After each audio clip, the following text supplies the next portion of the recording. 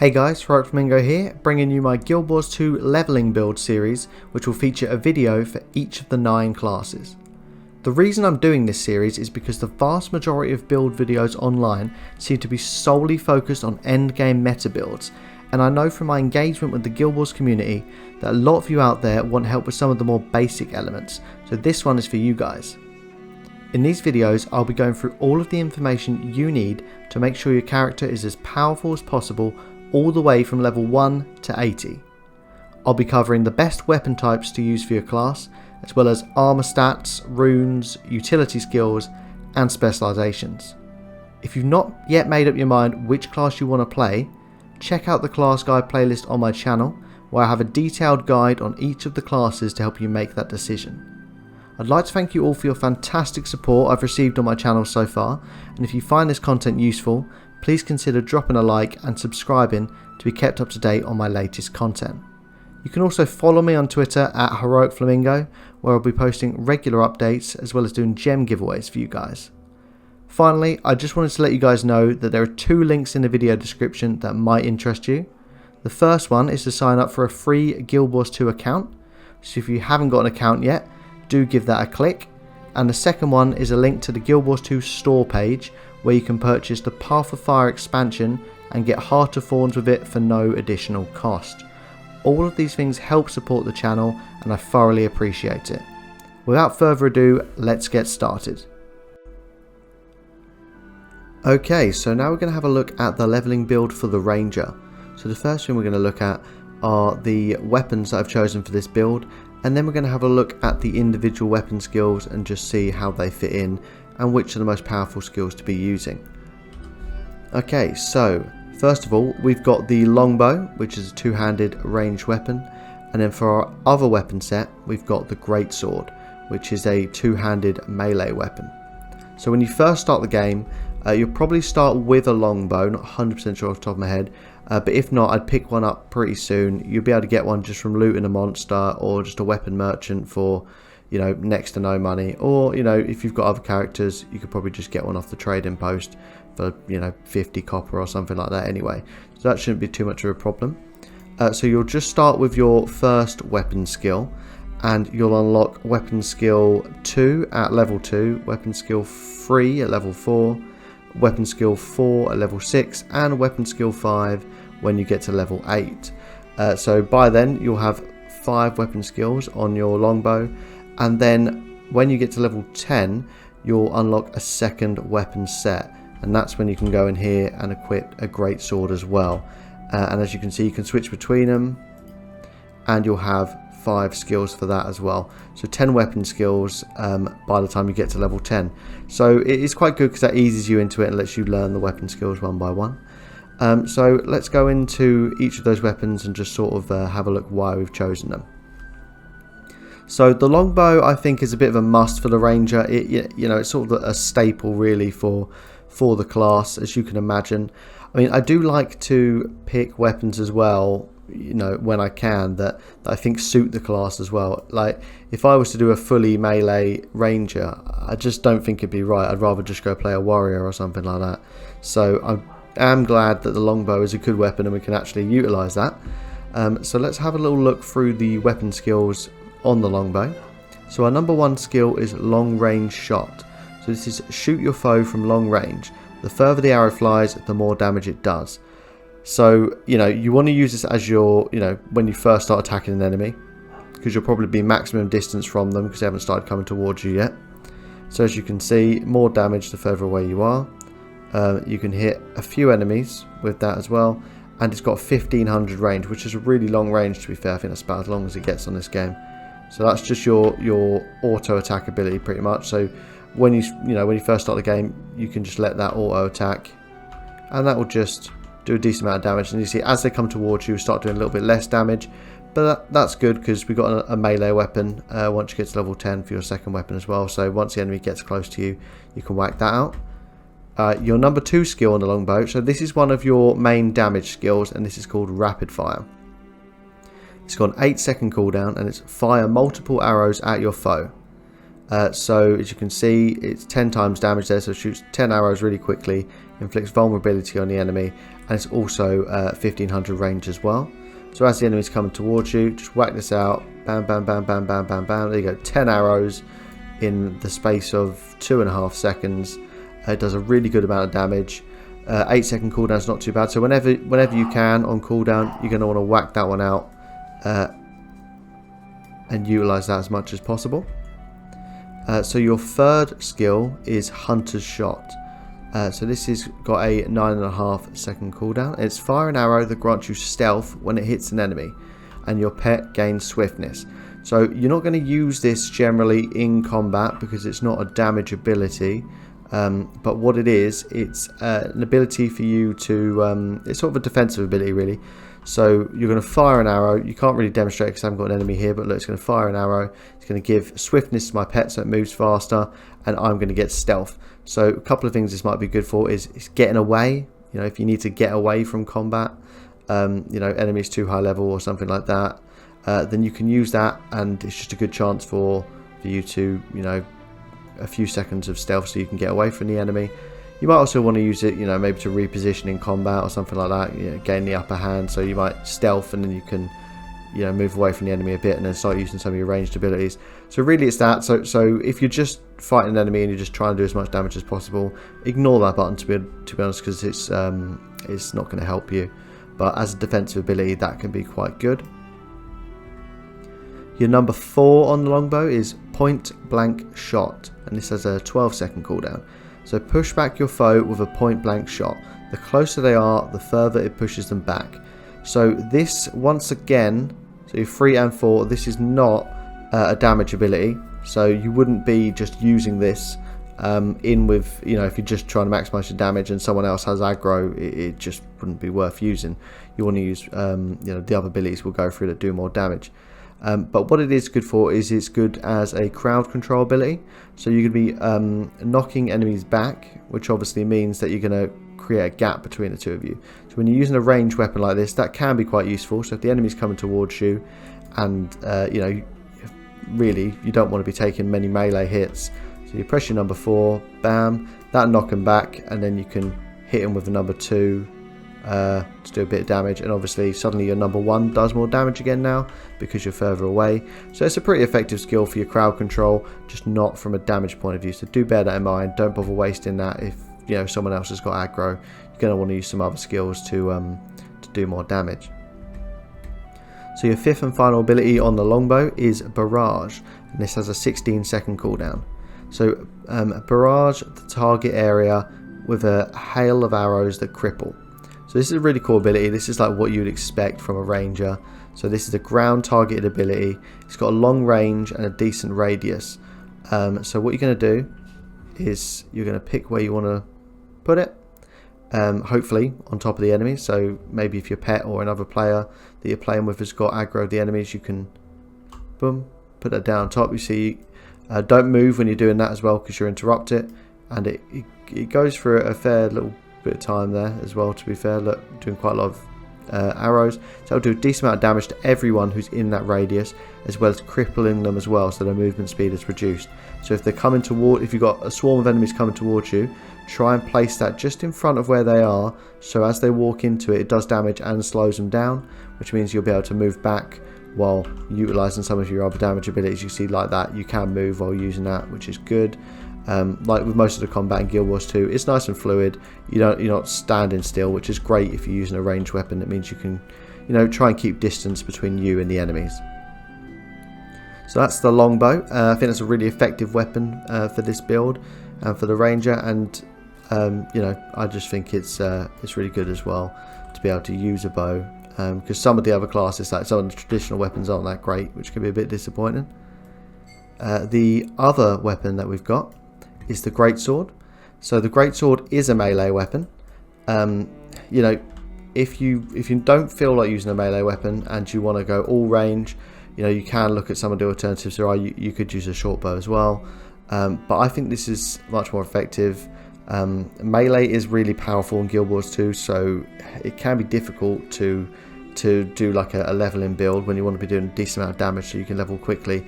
without any melee weapons. So I would recommend the greatsword, and let's have a little look why. So our number 1 skill, this is a chain skill.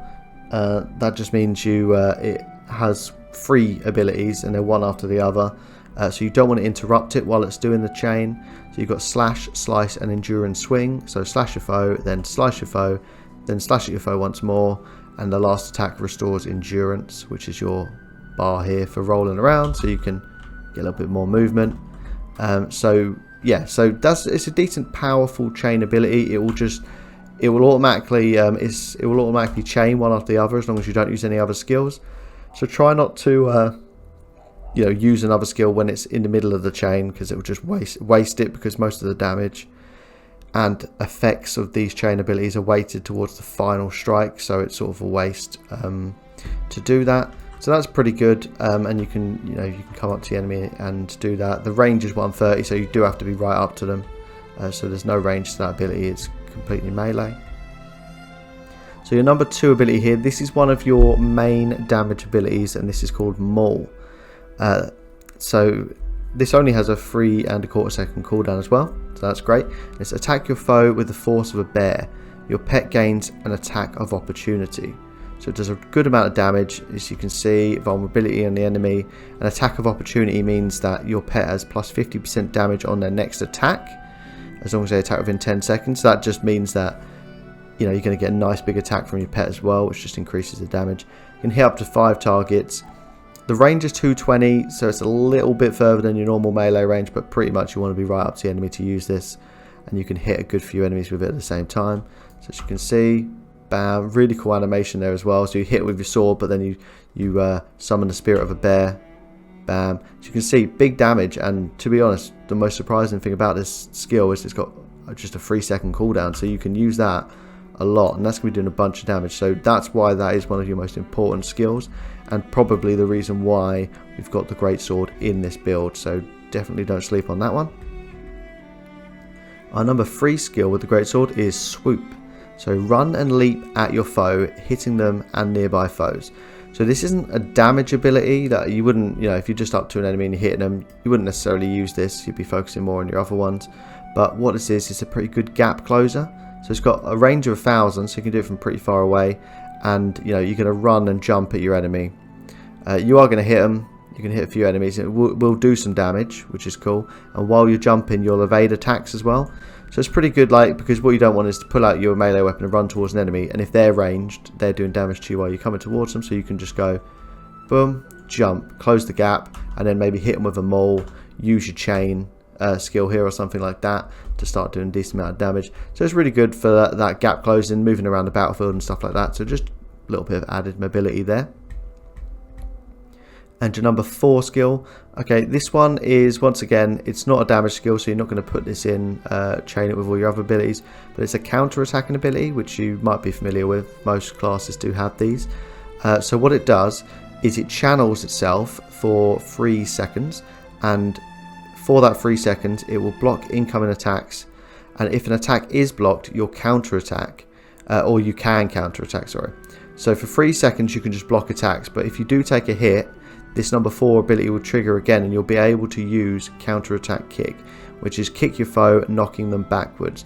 Just to demonstrate, see, as I'm holding it, if I take damage now, I'll be able to press 4. So you'll block the attack so you don't take any damage, and then you'll be able to press 4 again to kick the enemy backwards.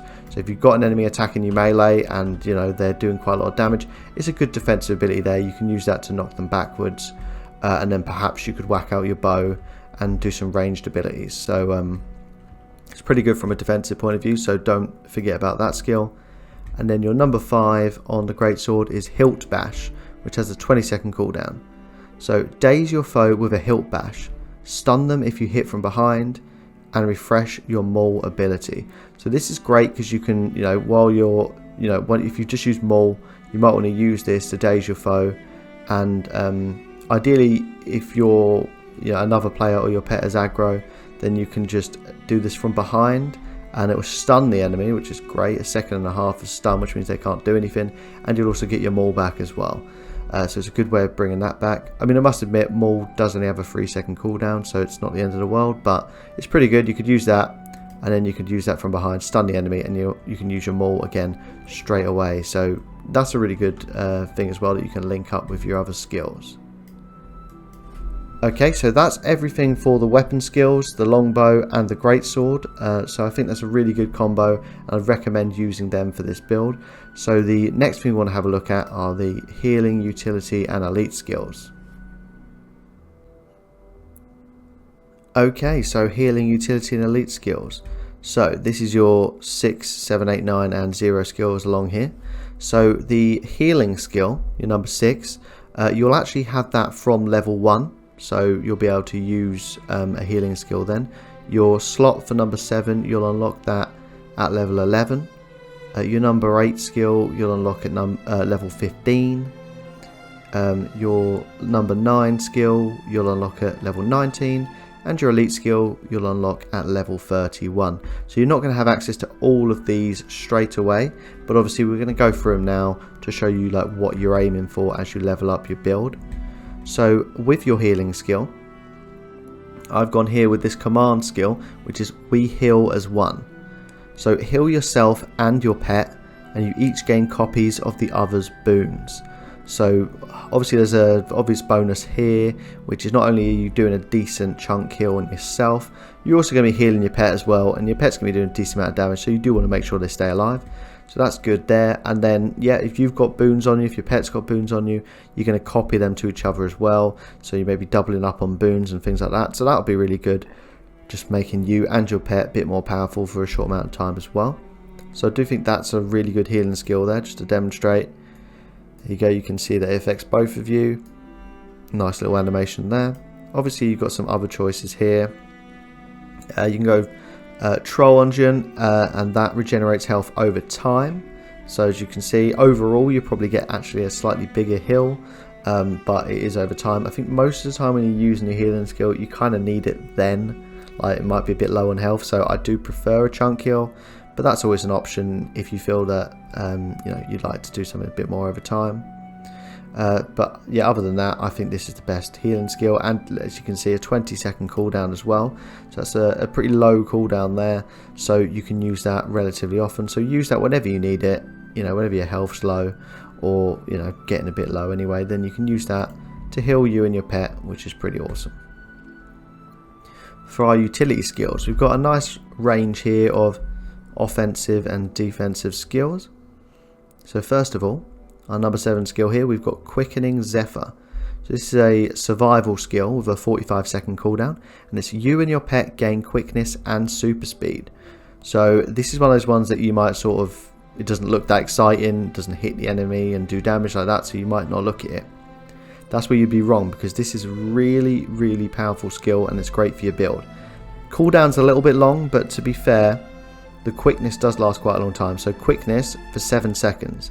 What that does is it means your skills and actions are faster, and it's for you and your pet. So that means you're going to be able to do all of your skills quicker, which means a big boost to damage for you and a big boost to damage for your pet. So it's excellent on a you know, a leveling build like this when you want to maximize your damage as much as possible. Super speed is 6 seconds, and its movement speed is greatly increased, which means you'll just be able to move around really quickly. So in theory, you could use this if you needed to get away from an enemy or make some ground between you and an enemy, but that's not the main purpose of this skill. Really what you want to do is you want to use this right before you unleash all of your powerful abilities, because you want to do it quicker and do more damage. So you'd probably use this at the start of the fight, and then after that, whenever the cooldown ends, you're going to want to use it. So don't just leave it there and ignore it. It's not got a passive ability like that. You do need to activate it, but it's really worth it. So let me just quickly demonstrate now how it works with the abilities. So activate it. So we've got quickness. Do you see how quick those 10 arrows there? Look, bam, nice and quick. That just means you're going to be able to do even more damage. There you go. We're pretty much using all of our abilities there during that period, and it was really quick there. And that's just going to mean you're going to be doing loads more damage, and then so is your pet as well. So that's a really good buff ability there, so make sure you use that whenever the cooldown runs out. Our number 8 ability here, this is more of a defensive ability, and this is called Protect Me, and it's a command ability. It's got a 30-second cooldown. So gain protection and barrier while breaking allies out of stuns. So barrier, I'll demonstrate in a second, is like a shield on top of your health. So basically it just increases your max health for a short amount of time, and any enemies that hit you comes off the barrier before it affects your health. And protection for 4.5 seconds means you get minus 33% incoming damage, which is good. It can affect up to 5 allied targets, breaking them out of stun. So that just means that, you know, if your enemies are stunned, if your allies are stunned and can't move, it's also going to break them out of that as well. So that can be quite effective in a group situation. Let me just quickly demonstrate this then. So boom, you've broken out of stun, you've got protection there, you've got barrier there, which just means you'll be able to take a bit more damage. So when you're going to want to use this is when you're using your melee, because that's when you might be taking some damage because you're closer to your enemies. So you might be using your great sword, smashing your enemies up, and then, you know, once they start hitting back a bit, you're probably going to want to whack that out so you can take some extra damage. So the damage you take will be decreased, and it won't affect your health as well for a short period of time until the barrier is depleted. So yeah, it relatively, I mean, 30-second cooldown, so it's a bit of a cooldown, but you can use that whenever it refreshes and you feel it's necessary, and I think that will be really good for staying alive as well. So just making you a little bit tankier, because you're probably going to need that, because if one of your weapons is melee but, you know, you've only got medium armor, you haven't got heavy armor, so you do have to bear that in mind. So it is good to have some defensive abilities like that. Obviously, if you're not struggling at all, and it's, you know, you find everything quite easy, the content you're doing, you know, you might want to switch that out for something more offensive. You can hear there's a couple of things. You can summon an owl or a worm to fight with you. You've got some spirits here, like Sun Spirit does extra damage, so you could potentially do that. You know, and there's a couple other ones. Just have a look. That one's quite good as well, making your next few attacks bleed. But I just think a defensive ability is good here. On the flip side of that, if you are struggling and you need more defensive abilities, you could, you know, swap one of your abilities out. I'd probably swap your number 9, which I'll go into in a second. But you could potentially go with Stone Spirit, which adds extra protection to yourself as well. And also Signet of Stone as well, which improves the toughness for you and your pet. That could potentially be an option for your number 9 slot if you don't need, you know, if you're struggling, and it might be better than your passive here. Just show you that real quick. So your number 9, we've got a Signet of the Wild, which obviously gives you a passive ability, so increases the ferocity of you and your pet. And ferocity is your critical hit damage, so that'd be good. So it means you and your pet, as long as you've got this on your bars, you can see there, you and your pet have a higher ferocity, so it just means you're going to do more crit damage, so it's good to have there. It does have an active ability, which is tap into the land to root foes around you. You can use it if you're desperate and you really need some crowd control, but really most of the time I would say just leave that. Just leave it for the passive. The reason is, if you use the active ability, it's got a 40-second cooldown, and during that 40 seconds the passive won't be activated, therefore kind of making it pointless. So if you're desperate for some crowd control, you can use the active ability, but otherwise just leave it here as a passive to increase your critical hit damage for you and your pet. And like I said, switch it out for Signet of Stone if you really are struggling and you need improved toughness as well, which just means that you and your pet will be harder to kill. So do bear that in mind. So finally we've got the elite skill, and this is a command skill called Strength of the Pack, and it has a 75-second cooldown. So rampage with your pet, gaining stability, fury and swiftness. You and your pet also grant might to each other when you attack. So a few things there. So you're going to go on a rampage. So stability, you can see 9.25 seconds, so you can't be knocked down, pushed back, pulled, launched, so anything like that. Any of those effects won't have an effect on you, which is great. Fury for over 13 seconds, so that's quite a long time. 30% critical chance increase, extra 250 ferocity, so that means more crit damage. So that's really good. So you and your pet just going to be doing more damage, which is great.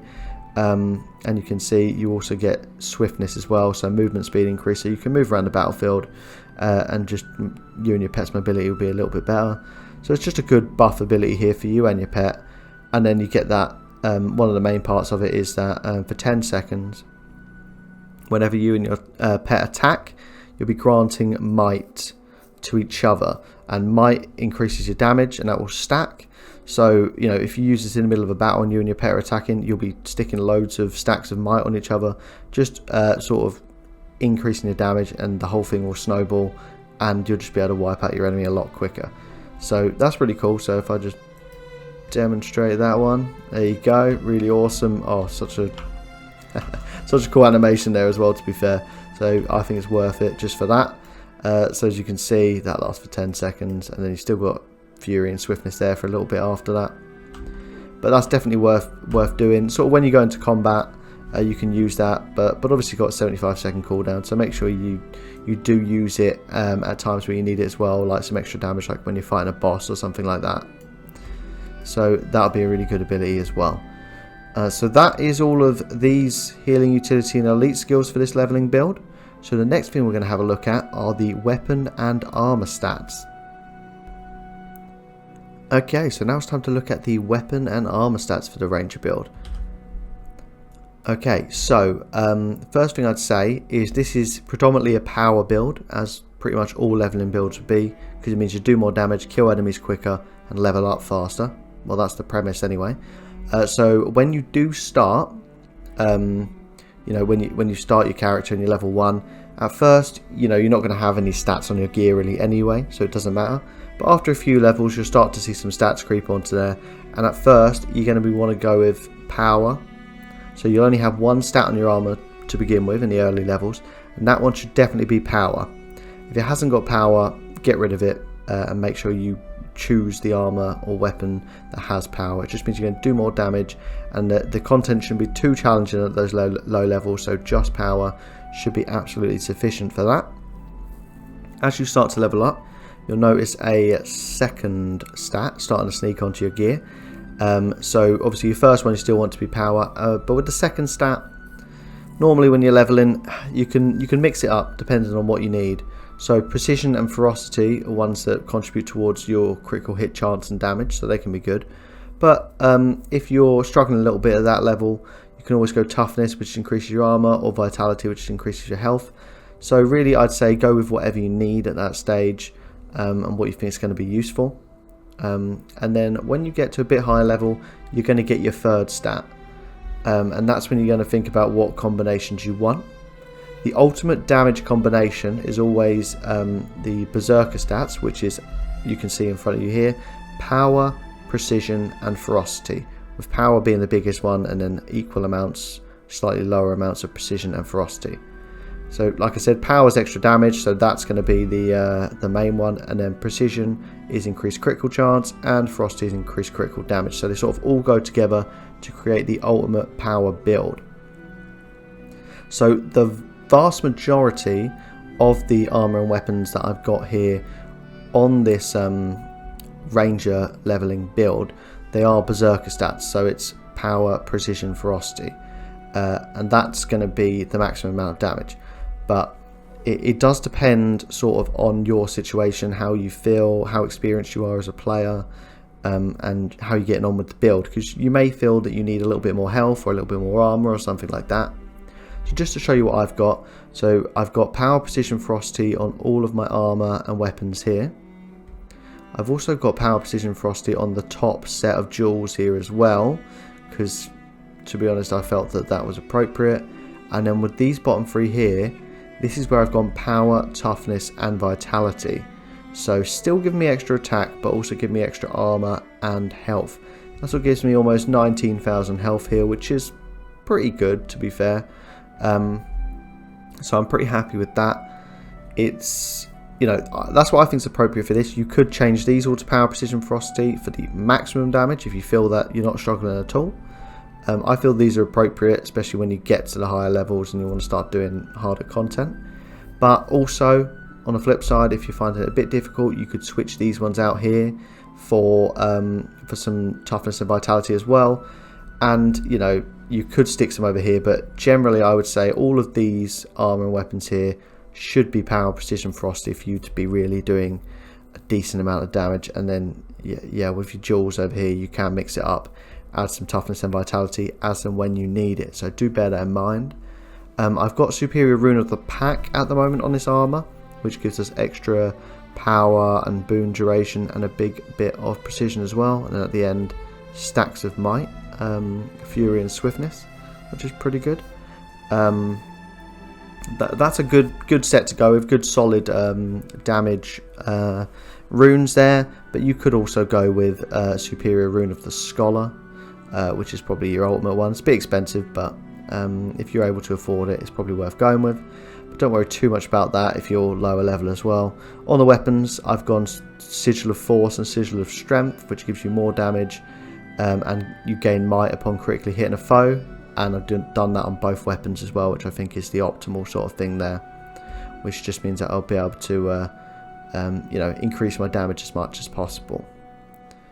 So that's all of the stats I've got here. Like I said, you really have to think about it for yourself for this. I can't give you exactly what you need to do because it depends how you're getting on. Like I say, always, if you're struggling, more toughness, more vitality, but you're going to be losing some damage.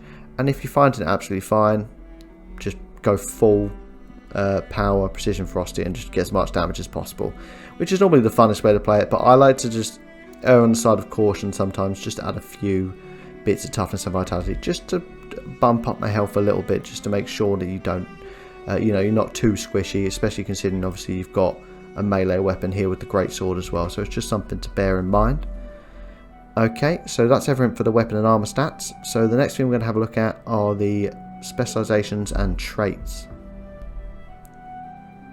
Okay, so now we're going to have a look at the specializations for this ranger leveling build, as well as the individual traits that we're choosing within those specializations. So if we go to our hero panel here, to the build menu, we've got all three of our specializations unlocked here. So do bear in mind that these specializations are actually unlocked. So the first slot will unlock at level 21. The second slot at level 45, and the third slot at level 71. So don't worry if you haven't got these at the moment. Some of it is quite high level, but it's good to know from the start like what you're aiming for. So let's have a look at what we've got. So we've got marksmanship, skirmishing, and beast mastery as our three specializations. Marksmanship's our first one here. Probably the first one you want to go with. Depends exactly what your priorities are, but obviously if you're looking for like weapon damage and stuff like that and you're using a longbow, marksmanship's going to be the first one you're probably going to go with. So let's have a look at the options we've got here. So first of all, our passives on here, it gives you opening strike, which means you and your pet inflict vulnerability with your first strike when entering combat. So as you can see, that actually sits here on your bar. So at all times when you first enter combat, just you inflict some extra vulnerability, which means your other abilities will do more damage, which is sick. Your second passive is Alpha Focus, which is your opening strikes inflict a cripple on your foes. So once again, opening strikes, you're going to be crippling your enemies as well. And your third one is Precise Strike. Opening strike has an increased chance to critically strike. So critical chance increase 100%. So all of those add up to your first ability doing a lot of damage.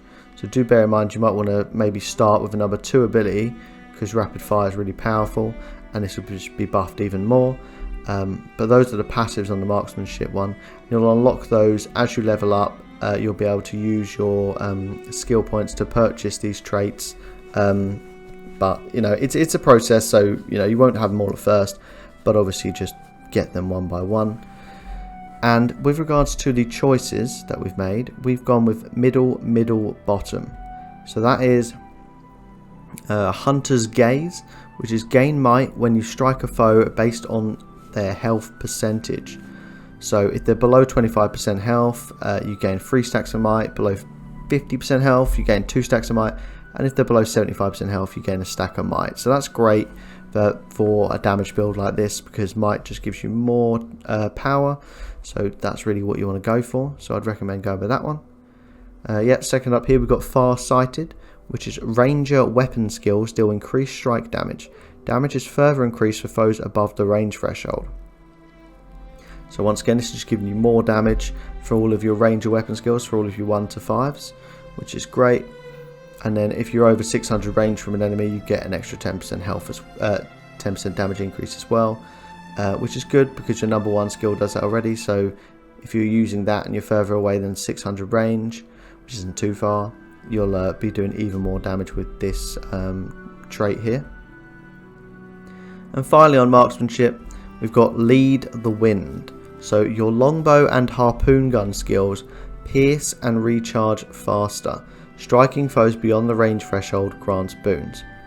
So as long as you're using a longbow, which if you're following this leveling build, then I assume you are, then it just means that the skills are recharged faster. So as you can see, 20% recharge reduction on all of these skills. So you need this really for this build. It's a must.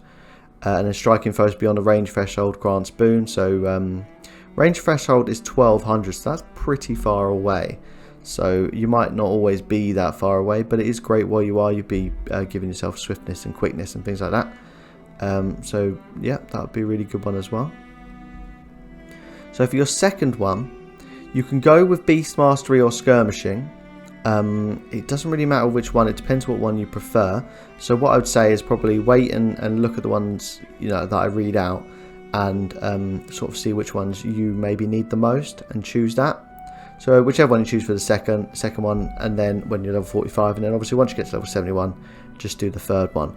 But let's just look at Skirmishing next, and our passives on that are Tailwind, which gains swiftness when swapping weapons in combat. So whenever you're using your weapon swap there, you're going to gain a bit of swiftness, which is pretty cool. You've got Furious Grip, which is gain fury when swapping weapons in combat. So once again, just an incentive to make sure you swap between your weapons, which you should be doing anyway. Grants you fury, which is extra critical chance and extra critical damage. And then the third one here is Hunter's Tactics. So you deal more damage and have an increased chance to critically strike while attacking from behind or the side. So this is just an incentive, perhaps if another player or if your pet is tanking, so the enemy is attacking them, you'll be able to go from the side or from behind to increase your damage, which is pretty cool. And we've seen some of the other skills like your Hilt Bash link up with doing it from behind as well, which is good. So yeah, it's just something to bear in mind there. And with our choices here on Skirmishing, we've gone middle, top, bottom, and that gives us Primal Reflexes, which is when you successfully evade an attack, gain vigor. So if you evade, so if you roll out the way or use one of your evading skills, you'll gain vigor, which means you get endurance regeneration. So this is sort of encouraging you to roll around a bit and obviously dodge some of the enemy's attacks. Spotter, you increase the precision of nearby allies. So 100 precision, which is increased critical chance for you and nearby allies who are in a radius of 600 around you. So that's really cool. And your third one here is Vicious Quarry. So Fury grants ferocity and additional increased critical strike chance. When struck while below the health threshold, gain Fury. So we've seen quite a few things which give us Fury, and this just makes Fury even better by granting us ferocity. And if you're below 75% health and you get hit, you'll gain Fury as well, which is pretty awesome. Alright, so the third one, Beast Mastery, and the passives on this are Pack Alpha, which is your pet's attributes are improved and pet skills gain recharge reduction. So Beast Mastery, obviously in the name, is all about your pet and stuff like that, and we'll be going a bit more detail into the pet very soon when we go through the professional mechanics. But as you can see, so your pet skills will gain recharge reduction, meaning they'll be able to use those more and do more damage, which is awesome. And your pet's attributes are improved, which is obviously going to increase their health and their damage and things like that. Second passive is Loud Whistle, which is while your health is above the threshold, your pet deals increased strike damage. Your pet swap gains recharge reduction. So while your health is above 90%, so obviously that might not be that much at a time if you are taking damage, then your pet's going to be doing 10% damage increase, which is great, and your pet swap gains recharge reduction of 20%. And your third passive here is Pet's Prowess. So your pet moves faster and deals more damage on critical hits. So the movement speed of your pet increased by 30%, and their ferocity is increased by 300%, which means they do more critical damage, so that's really good. And finally, let's have a look at the choices we've made on the Beast Mastery tree. So we've got middle, top, which is Potent Ally, which is you and your pet each grant might to the other when critically striking a foe. We should have pretty decent critical hit chance, and so should your pet, which means that you'll be doing granting this might quite a lot, which is great. Here we've got two-handed training, so great sword and spear skills deal more damage and recharge faster. Gain fury when you disable a foe. Obviously, if you're not using a great sword in this build, then you wouldn't choose this, but I do highly recommend it. So if you are, you definitely want to choose this. So you can be doing 10% more damage with your great sword skills, and they'll all have a recharge reduction of 20% as well. When you disable a foe, you'll gain a bit of fury as well, so there's a little added bonus. And the last one here, we've got Beastly Warden. So beast abilities taunt nearby foes. So beast abilities, which we will go into shortly, taunt enemies, which means they involuntarily attack foes. So what this is good for getting your pet to aggro the enemies. So it means that you can stand back or stand behind and use skills which can do more damage in those particular positions, and means that you can focus more on doing damage because you won't be taking any, which is sort of ideal as well. Let your pet sponge all of the attacks, basically, is what you want to be doing. So that is everything for all of these. So marksmanship, skirmishing, and beast mastery. I think there isn't really any alternatives I would suggest for this. There's definitely the three you want to use for this build. They're going to give you the ultimate amount of damage while also being able to stay alive, and obviously with the beast mastery one buffing your pet as well, which is really useful. Okay, so the next thing we want to do is we're going to have a look at the profession mechanics for this ranger leveling build. Alright, so now we're going to have a look at the profession mechanics for the ranger, and by that I mean the specific mechanics for it, and that will be the pet system. So obviously you should already be aware that as a ranger, one of the unique things you do is that you have a pet. In fact, one of the great things about Guild Wars 2, because obviously most rangers in games you do get a pet, you actually get two that you can swap between in combat. There's loads that you can choose from, but you can have two active at any one time, and you can swap them just like you can swap your weapons in combat as well. So it's a bit like an extra weapon, and different pets do different things. They do vary quite a lot, so it is very useful to have a couple of pets, and I'll explain in a minute the type of pets that I would generally recommend. So just to have a little look at what we've got here, you can obviously see it's showing you the pet you've got active there. You've got a pet swap button here, which is by default linked to your F4, and then you've got F1 to 3. So F1 just makes the pet attack your target, so maybe your pet's attacking a different target. If you want them to attack a specific one, just click on the target you want and then press F1 and your pet will attack them. Your F2 ability is your pet's like activate ability that you can use, so make sure you do utilize this because they can be quite powerful. Each pet, as I'll show you here, if I'm pressing F4, as you can see, each pet's going to have a different one, so do bear that in mind. Take this into account when choosing what pets you want to use. But this one here, which is the Lynx, is it, I believe? Yeah, that's what this is. So I've got the juvenile Lynx here, and that ability is Rending Pounce. It's a 24-second cooldown, and it's leap at a foe and make them bleed. So you use that, click on an enemy, press F2, and your pet's going to leap at them, doing a decent amount of damage and putting bleed on them for 10 seconds, which is a good damage over time. So that's a really good ability there as well that you can use every 24 seconds. And then your F3 is just making your pet return to you. And then here you can just switch between guard and avoid combat. So guard means that obviously if an enemy attacks you, the pet's going to attack them back, and avoid combat means it will generally avoid doing that. I don't really know, you may want to use that in some situations, potentially here in a dungeon or something like that, and you want to avoid your pet pulling enemies and things like that. You might want to use avoid combat, or if you're trying to run for a zone and you just want your pet to follow you, that might be a good time to use that as well. There's a button here for stowing your pet, which just puts them away. So if you really, like I said, if you are like sneaking through something in a dungeon and you don't want someone to shout at you for pulling an enemy, maybe just stow your pet away briefly, and then you can just whack it back out again nice and easy. You got your pet's health along there. Different pets have different amounts of health, and I'll go into that now. As you can see, if you click here, it does say it is linked to your K button by default as well, and that's your pet management menu.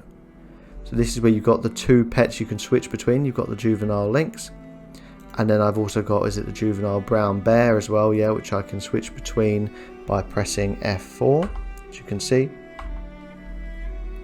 And the active pet that you've got, it shows you their skills along here. So you've got their attributes here, so power, vitality, precision. You're used to these anyway from your character, so you can see what different ones excel at, you know what I mean? Do they have more health, do they have more damage and stuff like that? And here it shows the abilities that the pet can use. Obviously rending pounce is the one that you can utilize. Then you've got slash, which is inflicts vulnerability on enemies, bite your foe, which is great there, and then another one that does bleeding as well. So lots of vulnerability and bleeding with the lynx. I recommend this, the lynx one, simply because this is predominantly a damage build. When you're in combat and you just want your pet to do as much damage as possible, something like the lynx or other big cat ones are normally quite similar as well. That's what you want, because what they've got, as you can see, is very high precision and ferocity, which means that you've got high critical hit chance, at pretty much 70% critical hit chance there, and a 182% critical damage increase. Bear in mind, this is without all of the buffs that we might get in combat due to our traits and skills that we've chosen. They're just unbuffed there. You've got really high critical hit chance and really high critical hit damage, so that's really good. So that's why I choose this one. It's not that tanky. 27,000 health isn't amazing for a pet, so if you need something a little bit more tanky, you know, you're fighting a boss, you want them to take the aggro and not die, you know, you might want to try something else, and that's why it's great you can swap between your pets. And that's why my second pet, boom, is the juvenile brown bear. So this is an absolute tank. You can see straight away 53,000 health, so 27 on the lynx, 53,000 on the bear. I mean, if this thing dies, then you know that you should probably run away, because the enemy is doing a crap ton of damage. So despite, you know, he's also really cute as well, which is great. But let's have a look. So we've got, you know, he's obviously, his power and precision is lower than what we're used to. A 37% critical hit chance, not too bad, but it's still got a decent critical hit damage as well. But the main thing here is it's got really high, over 5,000 vitality, giving it massive health there. So that's really useful. It's got Shake It Off.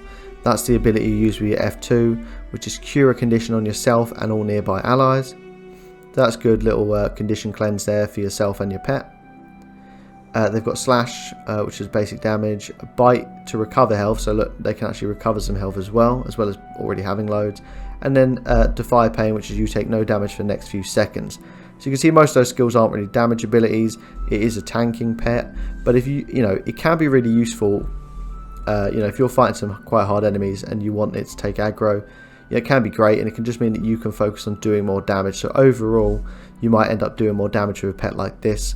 But if you're fighting enemies and they're not too difficult and you want to maximize your damage as much as possible, you're going to want to use a pet like the lynx, which is going to have really high crit damage and stuff like that. So that is the pet system in the game, just a brief overview, and those are the ones I'd recommend. As you can see, there's loads of pets to choose from, and you can get them throughout the world. Like, you won't have the lynx from the very start. Brown bear, I think you can get pretty quickly. I'd recommend, if there's a particular one you want to look at, just Google it and go to the wiki, and you'll be able to see exactly where you'll be able to get those pets. But there's a bunch to choose from, and some really cool ones as well. Some aren't as good as others, but you might choose one you really like the look of, or something like that. But this is what I would recommend for this build, or just something similar would be great. Okay, so that's everything for the profession mechanics. So now we're just going to go through a quick build summary. Alright, so now we're going to run through a quick build summary for this Ranger leveling build guide. So just to summarise then, we've got the longbow as this main weapon. The damage abilities you want are your number 2 rapid fire, number 5 barrage.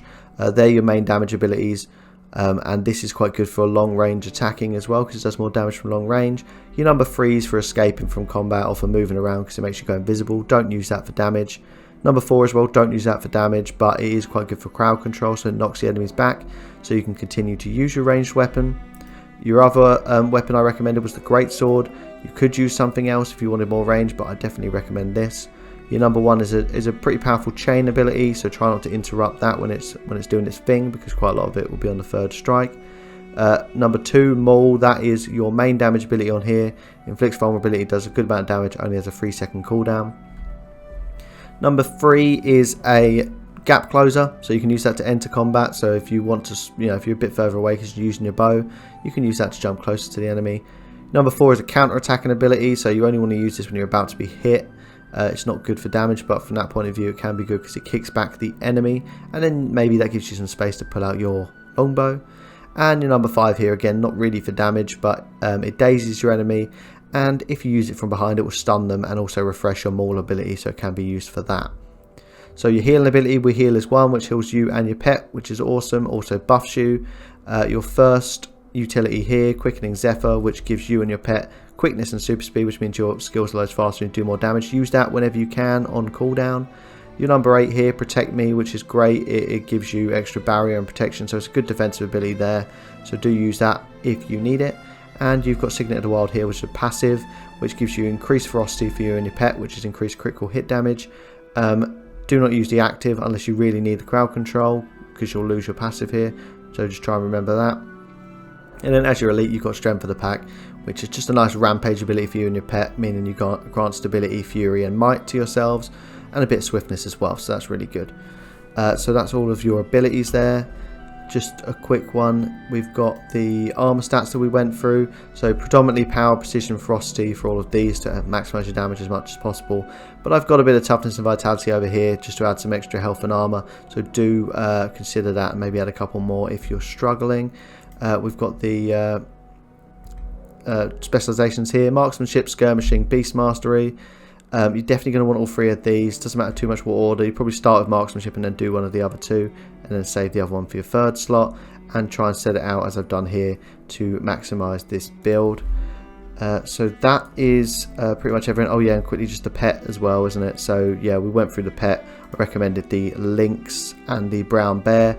The lynx is good for critical damage, does quite a lot of stuff like that, good high critical hit chance. And then the bear was great for tanking, has really high health, so use that against bosses or things like that where you don't want to take any hits. So that's pretty much a lovely summary of this build, and goes through everything. So now I'm just going to wrap it up and leave you with a combat demonstration of this build, where you can see me just showing off all of the abilities and sort of the best way to play it. So thanks for watching, guys, and I'll see you later.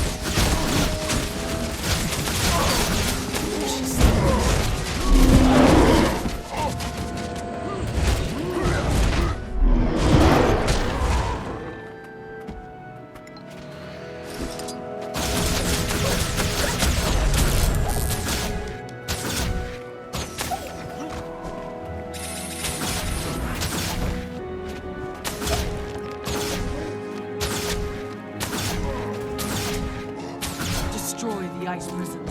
We've got to get our people out here. Kill them all. We can't march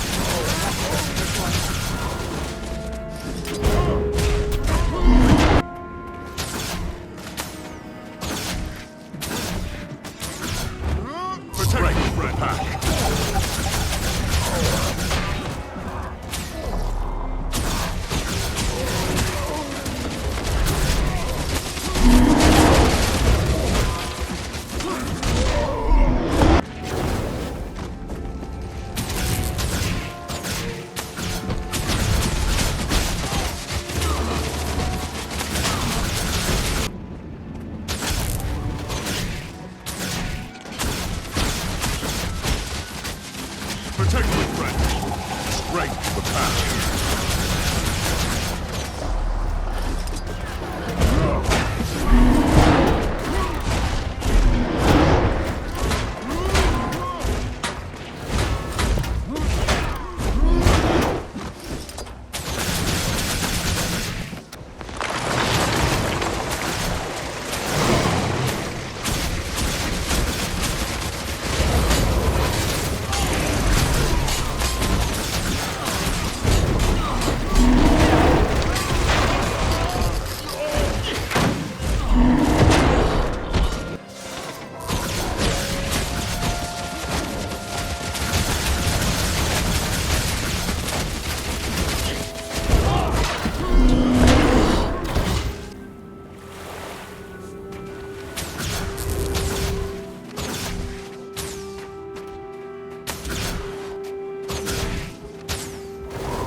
We heal as one.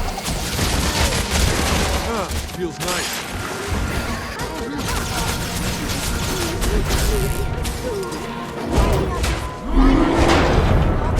Not given easily. Straight to the pack. Ice food.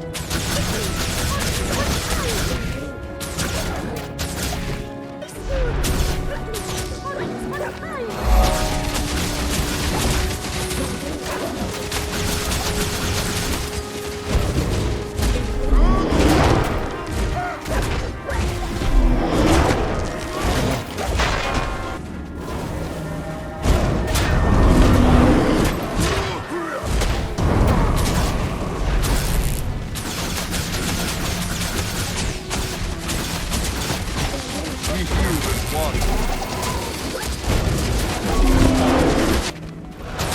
Such much pillow.